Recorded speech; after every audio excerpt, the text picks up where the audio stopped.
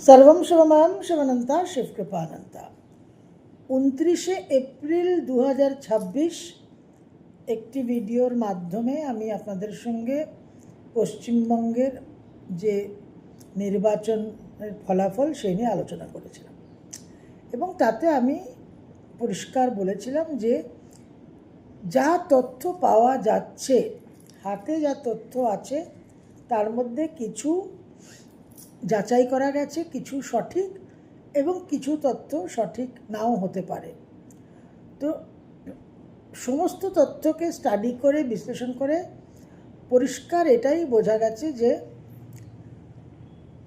তৃণমূল কংগ্রেসের এই নির্বাচনে ফলাফল খুব একটা ভালো নয়, ডেফিনেটলি নট পজিটিভ। এবার একজন জ্যোতিষী যখন প্রেডিকশন করেন তখন তার মধ্যে অনেক কিছু ফ্যাক্টরস থাকে। আপনারা যখন পার্সোনাল হরোস্কোপ দেখাতে আসেন তখন সেখানে ফিক্সড ফ্যাক্টরস আছে, তথ্য আছে, date, time, place of birth এবং মোটামুটি যে সমস্ত জীবনের বিষয়গুলো নিয়ে আপনারা জানতে চান, স্বাস্থ্য, বিদ্যা, বিবাহ, অর্থ, সুখ, শান্তি, রোগ, ব্যাধি, ঝুট ঝামেলা ইত্যাদি, বিদেশ ভ্রমণ, ব্যয়, আয় ব্যয়, এগুলো মোটামুটি একটা হরোস্কোপে চোখ বোলালে এবং কিছু অভিজ্ঞতা একজন অ্যাস্ট্রোলজারের থাকলে তার পক্ষে বলে দেওয়াটা সম্ভব। কিন্তু সবসময় 2+2=4 হয় না। যখন 2019-এর ডিসেম্বরে কোভিড প্রেডিকশন করেছিলাম যে ভয়াবহ একটা প্রভাব আসছে, great destructive force is coming, তখন কিন্তু কোনো সেইভাবে ক্লিয়ার ডেটা আমার কাছে ছিল না, ওটা একটা ফিলিং। এবং 26শে ডিসেম্বর 2019-এর যে পূর্ণগ্রাস সূর্যগ্রহণ, সেই সূর্যগ্রহণটা আমার খুব একটা সুবিধার মনে হয়নি, একটু খটকা লেগেছিল। There is much more to this eclipse than what we experience during an eclipse. এবং এই 26শে ডিসেম্বর 2019 সেই সূর্যগ্রহণের দিন আমি থিরুবনন্তপুরম থেকে ব্যাঙ্গালোর ট্রাভেল করছিলাম, অরুণাচলম দর্শন করে ব্যাঙ্গালোরে যাচ্ছিলাম এবং রাস্তায় যাওয়ার সময় মনে হয়েছিল কিরম যেন একটা থমথমে, অল ইজ নট রাইট। এবং আমার সঙ্গে যারা ট্রাভেল করছিল তাদের আমি বলেছিলাম যে কিরম যেন একটু ঠিক লাগছে না। তো সেখান থেকেই আমার একটা ফিলিং তৈরি হয়েছিল। তো এই যে 2+2=4 সবসময় যে সূত্রগুলো আমরা জ্যোতিষশাস্ত্রে পাই, সেই সূত্র ধরেই যে আমরা কোনো একটা ডিসিশন, কোনো একটা সিদ্ধান্তে পৌঁছতে পারবো, সেটা কিন্তু সবসময় অ্যাপ্লিকেবল নয়। বহু ক্ষেত্রে 2+2 5-6ও হয়ে যায় এবং সেটা আমার ব্যক্তিগত অভিজ্ঞতা, কোভিড-19-এর প্রেডিকশন আপনাদের সঙ্গে শেয়ার করলাম। এখন মানুষ মাত্রই দেখুন আমাদের ভুল ভ্রান্তি হবে, আমাদের ফ্লজ আছে, আমাদের দোষ ত্রুটি আছে।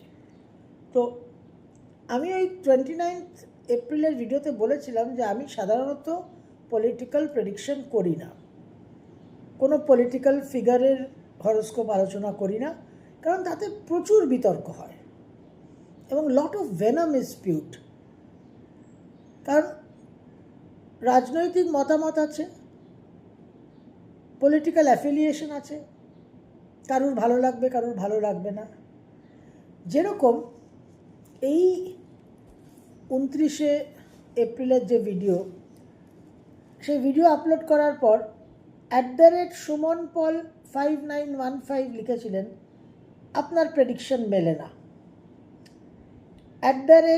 @teamtravel857 লিখেছিলেন পুরোটাই ভুল। লিভিং উইথ মিলি লিখেছিলেন আপনি বিজেপির বুটচাটা সমর্থনের দলে যোগদান করেছেন। এই কথাগুলো কেন লিখেছেন? কারণ একটা স্ট্রেট আপরাইট কোনো রকম ইনক্লিনেশন ছাড়া যে চিন্তাভাবনা করা, সেই চিন্তাভাবনা করার ক্ষমতা সবসময় সব মানুষের কাছে থাকে না। একটা রিঅ্যাক্টিভ নেচার, প্রতিক্রিয়া হওয়ার যে জায়গাটা, সেটাই আমাদের সবচেয়ে বেশি সক্রিয়। ওই 2019-এই নবরাত্রির সময় আমরা দেবী মাহাত্ম্যর নবরাত্রির চণ্ডীর দীক্ষা প্রাপ্ত হয়েছিলাম, এবং এই চণ্ডীর যে একটু সহজ দীক্ষা, এতটা চণ্ডীর সাধনার মাধ্যমে দীক্ষা যেটা 2019-এ হলো, সেটার চেয়ে আরও অনেক সহজ শুধু পাঠ রিলেটেড দীক্ষা আমার 2014-তে হয়। এই চণ্ডীর যে দুর্গা সপ্তশতী দেবী মাহাত্ম্য, সেখানে প্রথম যে বধ হবে সে হচ্ছে মধুকৈটব, অর্থাৎ প্রশংসামূলক কোনো কথাতে বিগলিত হয়ে, মোহিত হয়ে একেবারে একটা অ্যাটাচ না হয়ে যাওয়া, আর কেউ কটাক্ষ করলে, কেউ নিন্দে করলে, কেউ সমালোচনা করলেও সেখানে রাগে ক্রোধে ফেটে না পড়া। এটা ফার্স্ট ট্রেনিং আমাদের। তাই বলে কি কেউ প্রশংসা করলে ভালো লাগে না, বা কেউ কোনো সমালোচনা করলে রাগ হয় না? অবশ্যই হয়। সেই জায়গায় পৌঁছতে আমাদের জন্ম জন্মান্তর লাগবে। কিন্তু যখনই এই পরিস্থিতিটা হয়, তখন এই দীক্ষার কারণে, গুরুর উপস্থিতির কারণে, গুরুর নানান পরামর্শের কারণে একটা রিমাইন্ডার আসে আমাদের কাছে। আমরা সচেতন হয়ে যাই। ইস, এরকম একেবারে আপ্লুত হয়ে গেলাম এটা শুনে, বা এটা শুনে একদম এতটা ক্রোধিত হয়ে গেলাম। এই একটা অ্যাওয়ারনেস তৈরি হয়।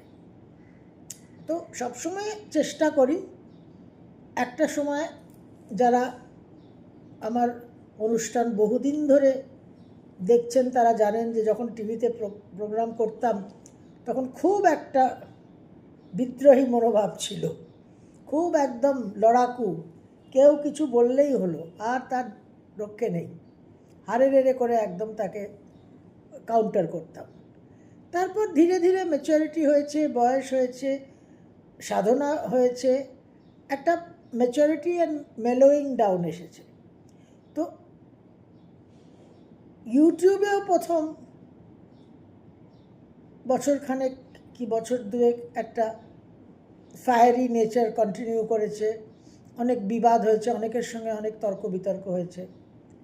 কিন্তু ইদানিংকালে আপনারা নিশ্চয়ই এটা লক্ষ্য করেছেন যে এইসব কোনো মন্তব্যকে আমি কোনো গুরুত্বই দিই না, আমি ফিরেও তাকাই না। কিন্তু মানুষকে বুঝতে হবে যে অ্যাস্ট্রোলজার ইজ নট গড।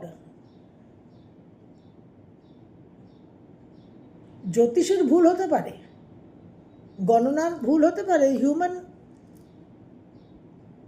ক্যাপাসিটির সেই ফুলনেসটা নাও থাকতে পারে। চিকিৎসক তো চিকিৎসা করবে, তো তারও তো একটা লিমিটেশন আছে, তারও তো কিছু ক্ষমতার সীমা পরিসীমা আছে। এখানে এই যে ভিডিও আপলোড করেছিলাম, সেই ভিডিও আপলোড করার সময় কিছু কমেন্ট এসেছিল, এবং আজকে এই নির্বাচনের ফলাফল ঘোষণার পর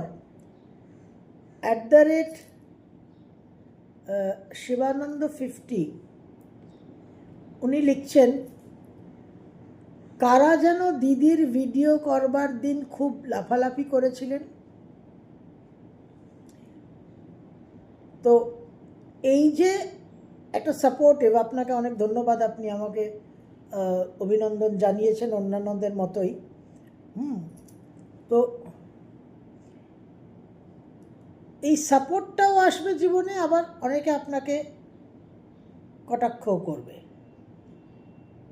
ভুল হলেই মানুষ চেপে ধরবে, আর আপনি একটা কিছু ভালো করলেই আপনাকে নিয়ে মাথায় তুলে লোকে নাচবে। এটা সংসারের নিয়ম। কিন্তু ঠিক ভুল পুরো বিষয়টা কিন্তু আপনার অধ্যাবসার উপর, আপনার সাধনার উপর, আপনার পারদর্শিতার উপর, এবং একটা পয়েন্টের পরে বিয়ন্ড দ্য পয়েন্ট পুরোটাই কিন্তু গুরু আর ইষ্টকৃপা। এই যে কোভিডের প্রেডিকশনটা করেছিলাম, এখানে কোনো হিউম্যান ইন্টেলিজেন্স সেই প্রেডিকশন করতে পারে না। এবং ওই প্রেডিকশন যে করেছিলাম তখন টিভি মিডিয়াতে প্রোগ্রাম হতো, তারপরে জাস্ট তার পরপরই ইউটিউব ফ্লাডেড হয়ে গেল উইথ অ্যাস্ট্রোলজার্স।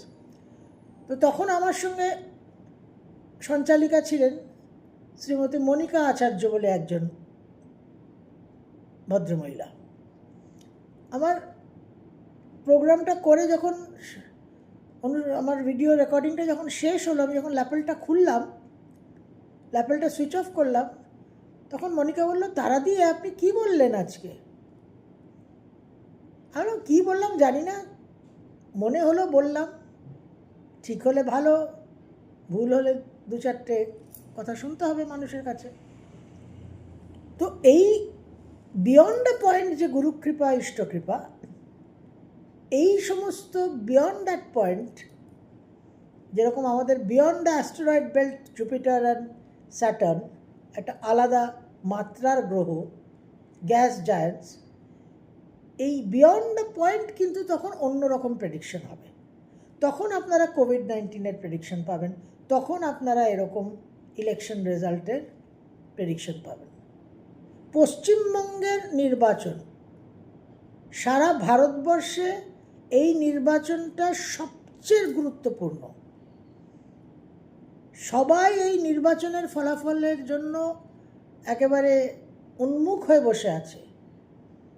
সমস্ত টিভি চ্যানেল কভার করছে, সব পোল অ্যানালিস্টরা এটাকে ফলো করছে, অ্যানালাইজ করছে। কিন্তু পশ্চিমবঙ্গের একজন জ্যোতিষীও এই নির্বাচনের ফলাফল নিয়ে নির্দিষ্টভাবে কিছু বলেননি,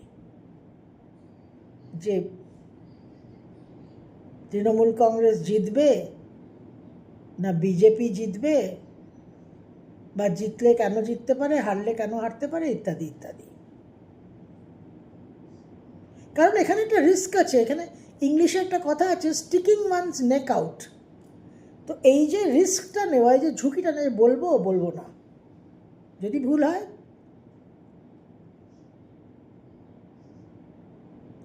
তো এই যে একটা মানুষের মধ্যে ডাউট, নিজের নাম যশকে প্রোটেক্ট করার যে একটা ইনস্টিংক্ট, সেটা খুবই সঠিক, ভেরি রাইট।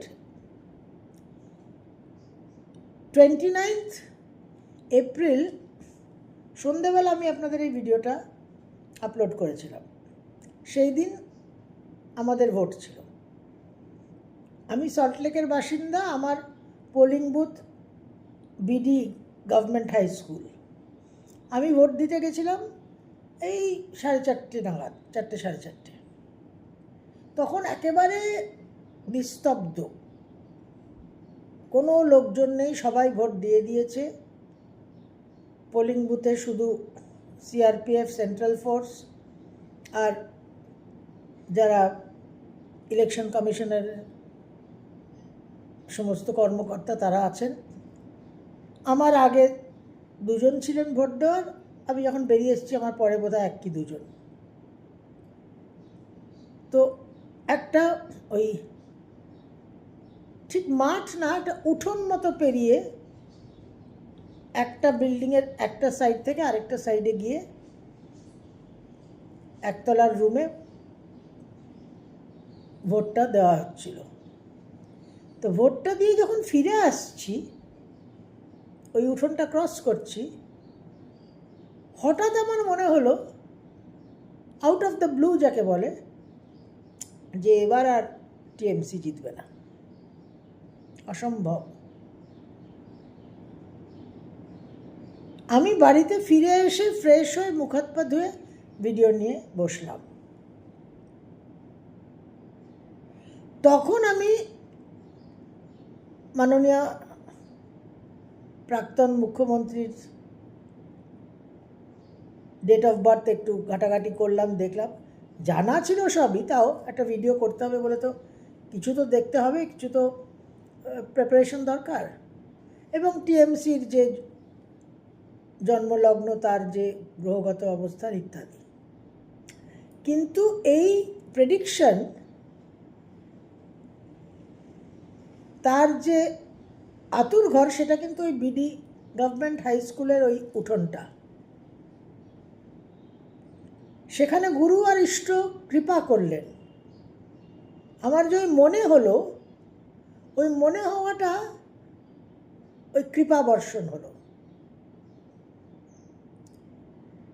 আমরা সাধারণভাবে বলি দিস ইজ পিওর ইন্টুইশন, মানে লজিক্যাল থিঙ্কিংয়ের ঊর্ধ্বে, অতীন্দ্রিয় একটা বিষয়। আমি আপনাদের এই লাস্ট যে নরসিংহ জয়ন্তী গেল, তাতে আমি 2-3টে ভিডিও আপনাদের সঙ্গে শেয়ার করেছিলাম, আলোচনা করেছিলাম ভক্তি নিয়ে। যে ভক্তের যে চেতনাটা, সেই চেতনার সঙ্গে ইষ্ট পুরোপুরি সংযুক্ত হয়ে যান। বৈজ্ঞানিক যখন গবেষণা করছেন, গবেষণা করতে করতে তার গবেষণা কক্ষে তিনি এমন একটা পর্যায়ে গিয়ে পৌঁছন যখন প্রকৃতি তার সঙ্গে কানেক্ট হয়ে যায়। প্রকৃতির মধ্যে কার্যকলাপ কিভাবে চলছে, সেই মেকানিক্স, সেই ডাইনামিক্সটা বৈজ্ঞানিকের যে বোধ, যে অ্যাওয়ারনেস, তার মধ্যে প্রবেশ করে যায়। So the scientist comes to know what is what, how things are happening. এবার এই যে কানেকশনটা, এই কানেকশনটাকেই আমরা সাধনার ফল বলে মানি, এবং এই কানেকশনটাই ইষ্টকৃপা, গুরুকৃপা।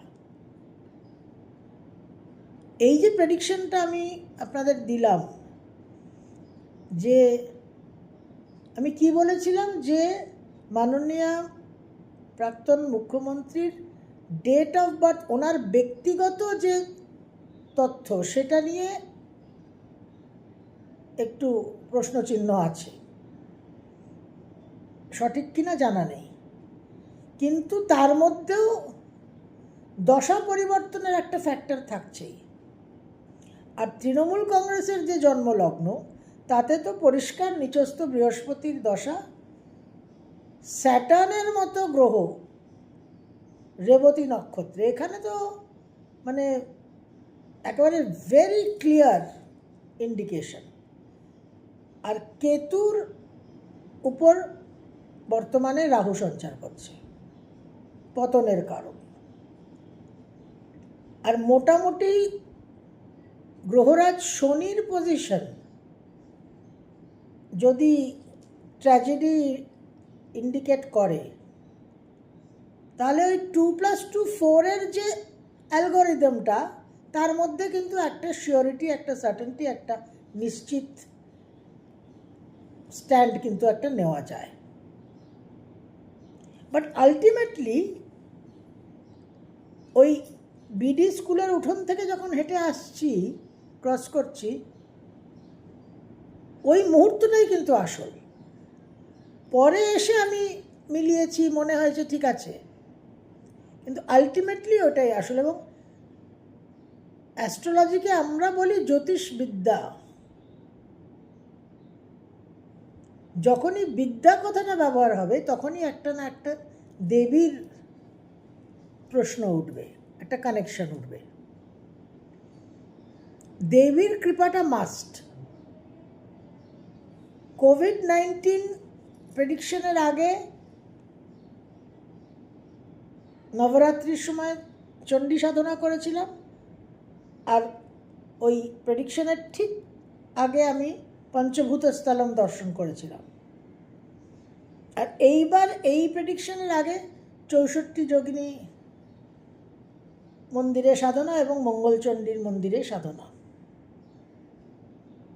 তো এই সাধনার ফল এইগুলো। হিউম্যান ইন্টেলিজেন্স, আমাদের যে মেধা, প্রতিভা, ক্ষমতা, তার সীমা পরিসীমার মধ্যে কিন্তু এটা সম্ভব নয়, কারণ এগুলো অত্যন্ত tricky. Numbers are very very tricky. তো যাই হোক, আপনারা সকলে অভিনন্দন জানিয়েছেন, আপনাদের ধন্যবাদ। এই সাধনা চলবে, সাধনার ফলে গুরু কৃপা, ইষ্টকৃপা আশা করি বহাল থাকবে এবং আপনাদের কাছে আরও অনেক প্রেডিকশন পৌঁছে দিতে পারবো। এবং পশ্চিমবঙ্গের যে পরিবর্তন হলো তাতে আশা করা যায় যে এবার পশ্চিমবঙ্গের মানুষ যে প্রত্যাশা নিয়ে এই পরিবর্তন এনেছে, সেই প্রত্যাশা আশা করি আমাদের পশ্চিমবঙ্গের মানুষের পূর্ণ হবে। তো এই যে দল জিতল, ভারতীয় জনতা পার্টি, তার সমস্ত যারা সদস্য তাদের জানাই আন্তরিক অভিনন্দন। এবং এই যে একটা এমনভাবে যেভাবে আমরা রেজাল্টটা দেখলাম, যারা আমরা তো সকলেই ফলো করেছি, প্রথম থেকেই একটা খুব হাড্ডাহাড্ডি লড়াই চলেছে। এবং সমস্ত সংবাদ মাধ্যমের যারা সঞ্চালক সঞ্চালিকা ছিলেন তারা সকলেই মন্তব্য করেছেন যে এরকম আমরা দেখিনি। সবসময় আমরা ল্যান্ডস্লাইড দেখেছি, কিন্তু একটা স্টেজের পর কিন্তু ব্যবধানটা সাংঘাতিক বেড়ে গেল। তো যাই হোক, পশ্চিমবঙ্গের মানুষের অনেক ক্ষোভ ছিল, আছে, এবং আমরা সকলেই আশা করে আছি যে এবার হয়তো আমরা যে ডেভেলপমেন্ট চাইছি, যে উন্নয়ন চাইছি, যে পরিবেশ পরিস্থিতি চাইছি, সেটা হয়তো আমরা পাবো। এবং সেই আশা নিয়েই মানুষ ভোট দিয়েছে। আমার এই প্রেডিকশন আমি মনে করি সম্পূর্ণভাবে ইষ্টকৃপা, গুরুকৃপা, এবং রেগুলার বেসিসে আপনাদের যে 1-to-1 কনসালটেশন দিই, সেখানে হয়তো কিছু আমার নিজস্ব যে চর্চা, তার কারণে ওই বেডসাইড ক্লিনিকের কারণে যে অভিজ্ঞতা সঞ্চয় হয়েছে, সেখান থেকে সেটা দিয়েই কুলিয়ে যায়। তার বাইরে আর কিছু এক্সট্রা রেফারেন্স ওয়ার্ক লাগে না। কিন্তু এই সমস্ত প্রেডিকশনের জন্য ডেফিনেটলি লাগে। তো ভারতীয় জনতা পার্টির সমস্ত সদস্যদের অভিনন্দন এবং পশ্চিমবঙ্গের সমস্ত মানুষকে অভিনন্দন জানাই। এবং যারা মনে করছেন যে আমার কোনো রাজনৈতিক মতামত আছে, আমার কোনো পলিটিক্যাল অ্যাফিলিয়েশন আছে, তাদের বলি যে যখন হরোস্কোপ, যখন অ্যাস্ট্রোলজি করব, যখন ওই 360 ডিগ্রির মধ্যে যখন প্রবেশ করে যাব, মেষ থেকে মীন, তখন কিন্তু আর কোনো ব্যক্তিগত কোনো ভিউ পয়েন্ট থাকবে না, কোনো অ্যালাইনমেন্ট থাকবে না। তখন পুরোটাই কিন্তু একটা একদম ইম্পার্সোনাল, একটা ইম্পার্শিয়াল একটা ভিউ পয়েন্ট থাকবে। সেটা গ্রহরা যে নির্দেশ দিচ্ছে, প্ল্যানেটারি পজিশন যে ফিলটা দিচ্ছে সেই ফিলটাই আসল। সেই ফিলটা সুখ প্রদান করতে পারে, সেই ফিলটা দুঃখ প্রদান করতে পারে, কিন্তু ফিলটা ফিল, এবং সেটাকেই আপনাদের কাছে পৌঁছে দেওয়াটা আমার পরম কর্তব্য। সর্বম শিবময়ম শিবানন্তা শিবকৃপানন্তা।